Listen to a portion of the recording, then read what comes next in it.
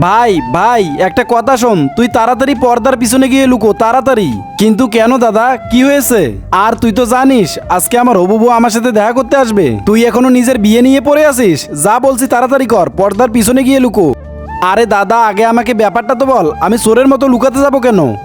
ভাই সময় নেই, যা বলছি তাই কর, পরে সব বুঝিয়ে বলবো, 1 সেকেন্ডের সময় নষ্ট করিস না। দাদা তোর জন্য আজকে না আমার বিয়েটাই ভেঙে যায়। জানি না তোর আজ কি হয়েছে, এক তো এই পোশাক পরে এসছিস, তার উপরে আমাকে লোকাতে বলছিস। যা ভালো বুঝিস তাই কর, আমি গেলাম লোকাতে। আরে দাদা, আপনি টেবিল মুছছেন কেন? আর ইন্দ্র, ও কোথায়? ও তো বললো এখানেই থাকবে। ইন্দ্র ইন্দ্র তো এই কোম্পানিতে নেই, ও পাশের একটা কোম্পানিতে ঝাড়মোছের কাজ করছে। মানে পরিষ্কার করার কাজ? এই অফিসটা কি আপনাদের না?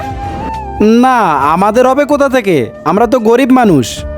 আমি এখানে ঝাড়পোছের কাজ করি, আর ইন্দ্র পাশের অফিসে একই কাজ করে।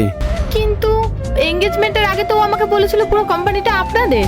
আল্লাহর নামটি দেখে যে এড়িয়ে যাবে তার মনের ইচ্ছা কখনোই পূরণ হবে না। তাই আল্লাহর এই নামটির জন্য একটি লাইক এবং সাবস্ক্রাইব করে যাও। আর বলো না, ও তোমায় মিথ্যে বলেছে। যাকগে ওসব ছাড়ো, বাবার সাথে বিয়ের তারিখ নিয়ে কি কথা বললে? বিয়ে? কিসের বিয়ে? কার সাথে বিয়ে? আপনার ভাইয়ের মতো মিথ্যাবাদী মানুষের সাথে আমি বিয়ে করব? রিয়া, এভাবে কেন কথা বলছো?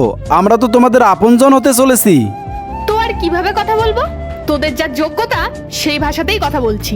সামান্য ঝাড়ুদার হয়ে এই এসি কেবিনে আমার সাথে দাঁড়িয়ে কথা বলার সাহস পাস কি করে? এমন ভাবে কথা বলছিস যেন কত সম্পত্তির মালিক তোরা। ইন্দ্র, তুমি এখানে? তুমি তো অন্য কোম্পানিতে পরিষ্কার বন্ধুরা পার্ট 2 পেতে কমেন্ট করুন।